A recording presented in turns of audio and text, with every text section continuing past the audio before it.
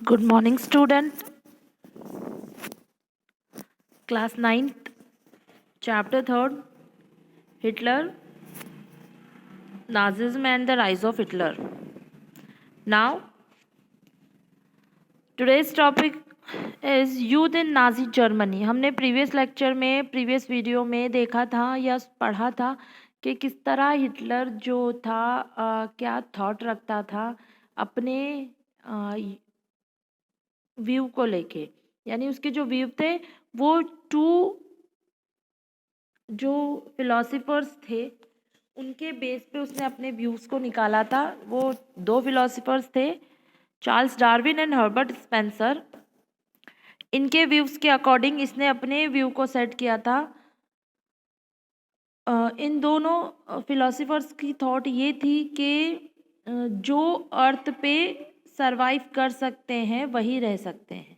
तो simple thing थी ना कि हाँ ठीक है, जो क्लाइमेटिक कंडीशन के अकॉर्डिंग अपने आप को सरवाइव करते हैं वो जीते हैं, अदरवाइज जो सूट नहीं करते वो नहीं टिक पाते अर्थ पे। इस व्यू को उसने ये कि नेचुरल था कि भाई ठीक है, नेचुरल चीज़ है, होता है कि नेचुरल है ये। लेकिन हिटलर ने इस व्यू को अपने व्यू के अकॉर्डिंग ये किया कि उसने ये कहा कि ये फिलोसफर्स मेरे ही थिंकिंग रखते हैं, यानी मैं जो सोचता हूँ वो बिल्कुल सही है। और क्या था वो, हिटलर का ये मानना था कि जो आर्यंस हैं वो अर्थ पे सरवाइव कर सकते हैं और बाकी आर्यंस के अलावा कोई अर्थ पे सरवाइव नहीं कर सकता। तो जो सरवाइव नहीं कर सकता उन्हें मार दो, उन्हें रहने का ही हक नहीं है। Who deserve those person who deserve fittest on the earth उनका राइट है, जो फिटेस्ट है वो रह सकते हैं, जो अनफिट है वो नहीं रह सकते। तो इसने बहुत सारे जीव्स, जिप्सीज, क्रिश्चियंस और अनडिजायरेबल पर्सन्स को मार दिया था। हमने देखा था गैस चैम्बर और उसका कंसंट्रेशन कैंप। अब हम बात करते हैं कि हिटलर की यूथ के अकॉर्डिंग क्या व्यू थे। तो हिटलर का क्या सोचना था, हिटलर का ये मानना था कि इस पैराग्राफ में हिटलर ये कह रहा है कि हिटलर्स के व्यूज के अकॉर्डिंग नाजी चिल्ड्रंस को या आर्यंस चिल्ड्रन को क्या था, उसका symbols blue eyes, brown hairs, fair colours और आर्यंस, ये सारी क्वालिटी जो है एक आर्यन में होती है और वही रियल आर्यन होता है। तो इनको टीच जो करेंगे वो सिर्फ एक आर्यन टीचर ही टीच कर सकते हैं, वही उनमें वो क्वालिटी इम्प्रूव कर सकते हैं, क्योंकि एक आर्यन ही आर्यंस को पढ़ा सकते हैं, अदरवाइज अदर टीचर्स नहीं पढ़ा सकते। तो इसने क्या किया कि this mean that teacher who were Jews or seen as political unreliable were dismissed. इसने क्या किया, स्कूल से सारे टीचर्स जो आर्यंस नहीं थे, जो जीव्स थे, क्रिश्चियन यानी अदर्स थे, उन सबको इसने स्कूल से डिसमिस कर दिया। Germans and Jews could not sit together or play together. Subsequently, undesirable children, Jews, the physically handicapped, gypsies were thrown out of schools and finally in 1940 they were taken to the gas chamber. देखो क्या करा इसने, पहले तो start किया जीव्स और other gypsies के बच्चों को अलग अलग बिठाने लगे। भाई आर्यंस के साथ तुम नहीं बैठ सकते, तुम्हारा कोई तालमेल नहीं है उनके साथ, तो तुम जो है अलग बैठो, आर्यंस अलग बैठेंगे। फिर थोड़े टाइम बाद उसने खेलना सब कुछ बंद करवा दिया जीव्स और जिप्सीज के बच्चों का। फिर 1940 में फाइनली उसने उन बच्चों को पकड़ के गैस चैम्बर में डाल दिया। Good German children were subjected to process of Nazi schooling. Prolonged period of ideological training. School textbook were rewritten. Racial science was introduced to justify Nazi idea of race.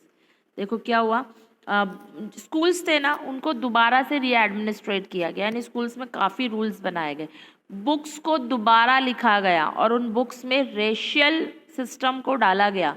Racial system डालने का मतलब ये था कि जो बच्चे हैं, वो जो स्टूडेंट्स हैं, वो बचपन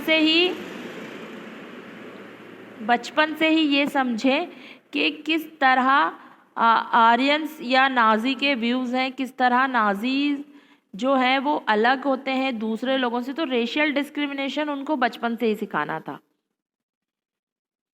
children were taught to be loyal and submissive, hate Jews and worship Hitler. देखो इन बुक्स का एक और थॉट था कि हिटलर की वर्शिप करो, यानी हिटलर को ही भगवान मानो, उसी को ही अब सबसे बड़ा समझो।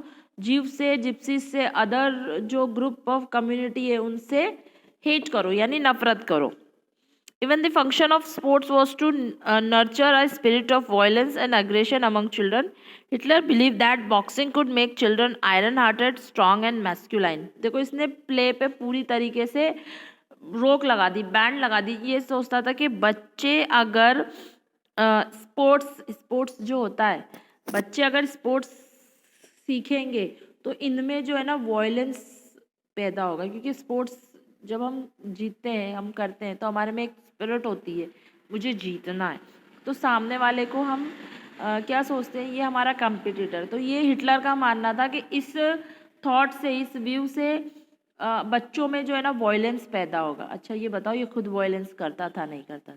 तो वॉयलेंस नहीं पैदा करना है हमें बच्चों में, तो स्पोर्ट्स पे बैन लगा दिया। सिर्फ एक बॉक्सिंग थी जो उसने इस स्पोर्ट्स गेम को ही सबसे फर्स्ट प्रायोरिटी दी थी, बाकी सब कुछ बैंड कर दिया था। इसका मानना था कि बॉक्सिंग से जो बच्चा होता है वो आयरन हार्टेड होता है, यानी एक मजबूत और उसका माइंड जो है, क्योंकि बॉक्सिंग में माइंड के थ्रू और अपनी बॉडी के थ्रू लड़ना होता है, तो बच्चा जो है बचपन से ही अगर बॉक्सिंग सीखता है तो आयरन हार्टेड हो जाता है और मैस्कुलाइन, यानी उसमें बहुत सारी क्षमताएं रहती है, वो हर सिचुएशन का मुकाबला कर सकता है। Youth organisation were made responsible for educating German youth in the spirit of national socialism. देखो जो यूथ ऑर्गेनाइजेशन सेटअप की गई थी, और ये यूथ ऑर्गेनाइजेशन क्यों बनाई गई थी? यूथ में नेशनलिज्म की भावना पैदा करने के लिए। यानी कौन सी नेशनलिज्म? कि हमें हमारी नाजिज्म को आगे बढ़ाना है, ये नेशनलिज्म। 10 ईयर ओल्ड्स, अब देखो ये ऑर्गेनाइजेशन ने किस तरह अपने आप को डिवाइड किया। देखो 10 year old had to enter Jungvolk, ये ऑर्गेनाइजेशन सेट हो गई। अब बच्चों का करियर बनाना है, तो बच्चों के लिए स्कूल्स वगैरह का पूरा सिस्टम री एडमिनिस्ट्रेशन किया गया था। तो अब इसका एडमिनिस्ट्रेशन क्या था? देखो 10 साल तक के बच्चे जो होंगे ना वो जंग वॉक, यानी जिस तरह हम primary, secondary, higher secondary school बोलते हैं ना, उसी तरह इन्होंने डिवाइड किए थे। तो 10 ईयर्स के बच्चे जंग वॉक में एंट्री करते थे। Age of 14 all boys had to join the Nazi youth organisation.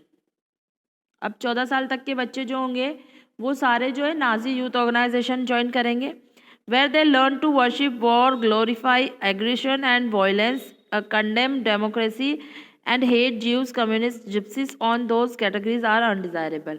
अब उस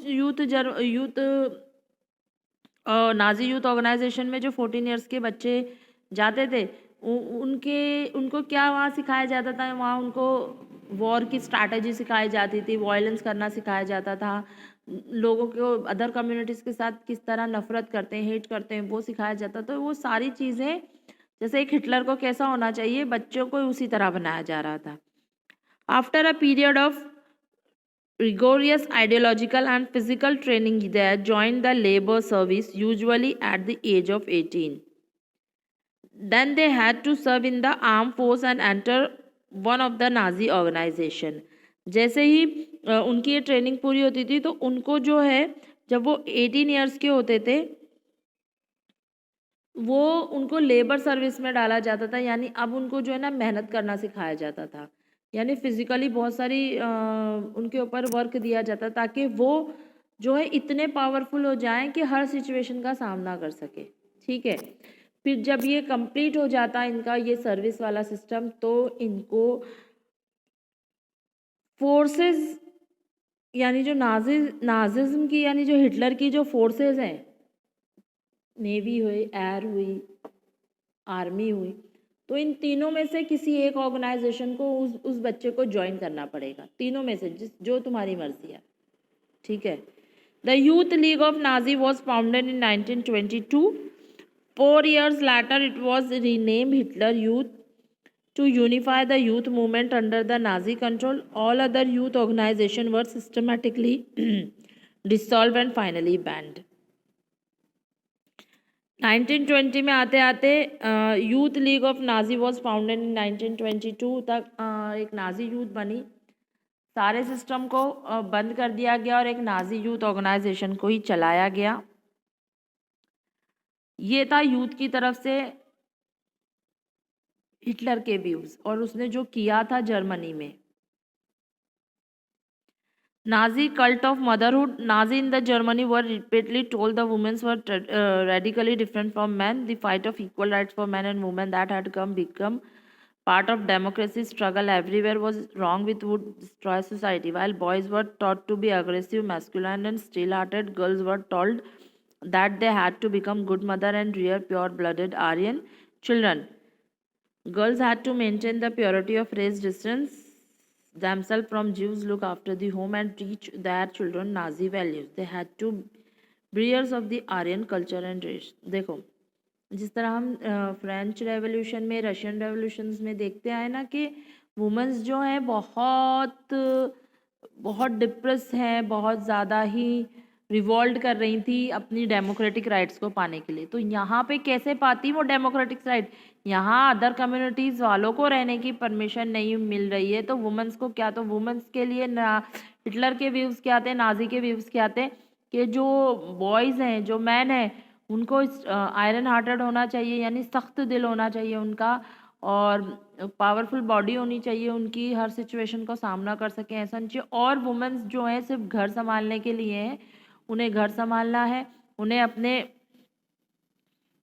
एक अच्छी मदर साबित होना है, उन्हें अपने बच्चों को नाजी के व्यूज़ को बचपन से ही समझाना है और उनकी रिस्पेक्ट करवानी है, और उन्हें जिप्सीज़ और अदर कम्युनिटीज़, जो भी अदर कम्युनिटीज़ है, क्रिश्चियन है, जिप्सीज़ हैं, जीव्स हैं, इन सब लोगों से दूर रहना है। In 1993, Hitler said in many states, mother is most important citizen, but in Nazi Germany, all mothers were not treated equally. Women who are radically undesirable children were punished, and those who produced racially desirable children were awarded. देखो Hitler का मानना था कि women's जो है, mother जो है, बहुत इम्पॉर्टेंट है समाज के लिए, लेकिन ये खुद अपनी जर्मनी में इक्वल ट्रीटमेंट नहीं देता था। यानी जो वुमेन्स उसके अकॉर्डिंग थे ना कि भाई आर्यंस किसको मानता था, कुछ सिम्टम्स थे जिसमें वो आर्यंस मानता था, तो जो वुमेन्स ऐसे बच्चों को जन्म देती जो आर्यंस की तरह होते थे, वो उनको अवॉर्ड करता था। अवॉर्ड मतलब क्या करता था कि हॉस्पिटल में बहुत अच्छा ट्रीटमेंट है, फर्स्ट क्लास ट्रीटमेंट मिल रहा है, उन्हें कुछ पैसे दिए जाते थे, कुछ राशन शॉप्स में राशन फ्री मिला करता था, यानी बहुत सारी फैसिलिटीज़ वो उन वुमेंस को प्रोवाइड कराता था। और जो वुमेंस ऐसे बच्चे नहीं पैदा करती थी जो आर्यंस की तरह दिखते हो, तो उनको वो पनिश करता था। तो इक्वलिटी नहीं है।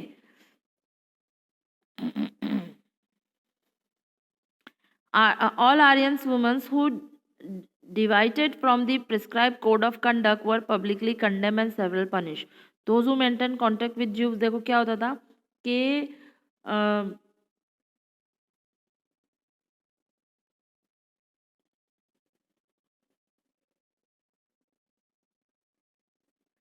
क्या होता था कि इसने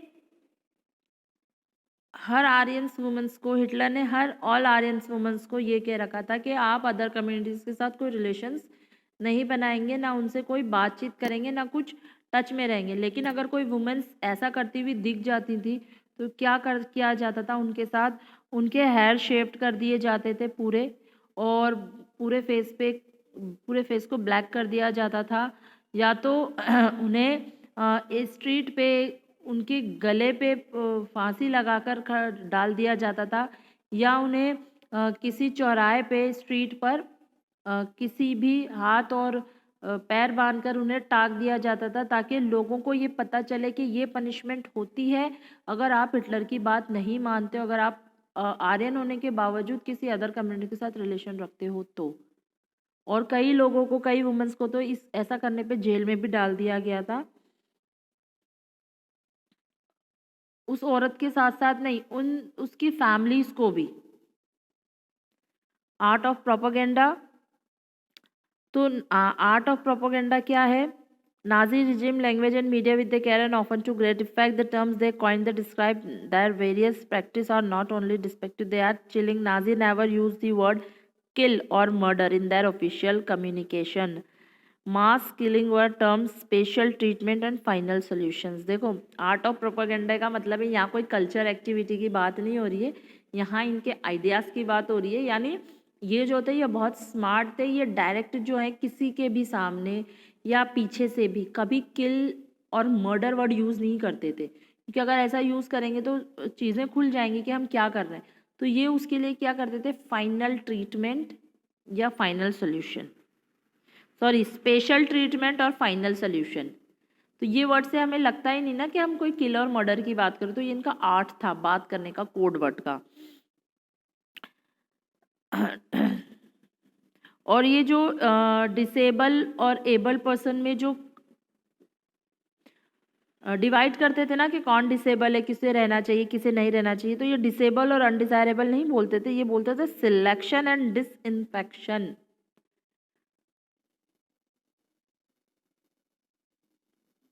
और media was carefully use to win support for the regime and popularize its worldview. Nazi ideas were spread through visual images, films, radio, poster, catches, slogan. देखो सिंपल बात है कि हिटलर ने ये इतना सब कर रहा है तो ऑब्वियस है मीडिया को भी इसने सेंसरशिप लगा रखी थी, मीडिया भी इसी की बात मानता था, मीडिया भी इसी के लिए छापता था। तो मीडिया जो है पोस्टर्स के थ्रू, कुछ वीडियोस के थ्रू, कुछ ऑडियोज के थ्रू नाजी के व्यूज़ को स्प्रेड करने में लगा हुआ था, क्योंकि ये करना उसके लिए उसकी मजबूरी थी। Ordinary people and the crime against humanity, तो इसमें कुछ नहीं है, इसमें सीधा लिखा है, हम जो हेलोमेथ की बात की थी हमने, ये उसी की स्टोरीज पे एक पोयम लिखी गई है। तो हमने ये जो पूरा चैप्टर पढ़ा, तो how did the common people react to Nazism. तो अगर अदर्स कंट्री में ये बात पता चली कि हिटलर्स ने ऐसा ऐसा किया, तो किस तरह रिएक्ट किया? ऑब्वियस है रिएक्शन कैसा आएगा? It's very heart touching reaction कि ऐसा नहीं होना चाहिए। वो किसी भी कम्युनिटी को बिलोंग करते हो। आज हम राइट टू फ्रीडम ले रहे हैं, मतलब हमें आज़ादी है हमारा रिलीजियस चुनने की, हमारे गॉड को चुनने की, हमारी लैंग्वेज चुनने की, एवरीथिंग। तो इसी तरह जो नाजी के व्यूज थे ह्यूमैनिटी की तरफ, इंसानियत के लिए बहुत खतरनाक थे, very dangerous. So many saw the world through Nazi eyes and spoke their mind in Nazi language. They felt hatred and anger surge inside them when they saw someone who looked like a Jew. They marked a house of Jews and reported suspicious neighbors. They genuinely believed Nazism would bring prosperity and improve general well-being. But now every German was a Nazi. Many organized activity resistance to Nazism, braving police inspiration and death. The large majority of German, however, were passive onlooker and apathic witness. They were too scared to act or differ or protest. They preferred to look away. Pastor Niemöller, a resistance fighter, observed an absence of protest and uncanny silence amongst ordinary German in the face of brutal organized crimes committed against people in the Nazi Empire. He wrote movingly about his silence. देखो, लोग revolt करना चाहते थे, लोगों के घरों के बाहर जो जीव्स थे, जो क्रिश्चियंस थे, जो जिप्सीज थे, उन लोगों के घर के बाहर मार्क कर दिया जाता था कि ये घर नाजी का नहीं है, ताकि उनके आसपास के लोगों को पता चल जाए कि हमें किससे मिलना है, आर्यंस को पता चल जाए हमें किससे मिलना है, किससे नहीं मिलना है। तो ऐसा ही उनके साथ कम्युनिटी बिहेवियर जो भी हम पढ़ते आए कि क्या किया गया उन लोगों के साथ में, तो लोग रिवॉल्ट करना चाहते थे बट नहीं कर पा रहे थे। क्यों? क्योंकि उनको वो मेजॉरिटी नहीं मिल रही थी जो मिलनी चाहिए, और अगर वो मेजॉरिटी में रहते तब भी उन्हें पता था कि हमारा जो एंड है वो हमारी डेथ के साथ ही होने वाला। तो लोग खामोश थे, और इस खामोशी को इन्होंने बहुत अच्छे वर्ड में डिस्क्राइब किया है कि किस तरह ह्यूमैनिटी होनी चाहिए और ह्यूमैनिटी को जो डेथ पे लेकर गए हैं, यानी इंसानियत का ही खून हो गया।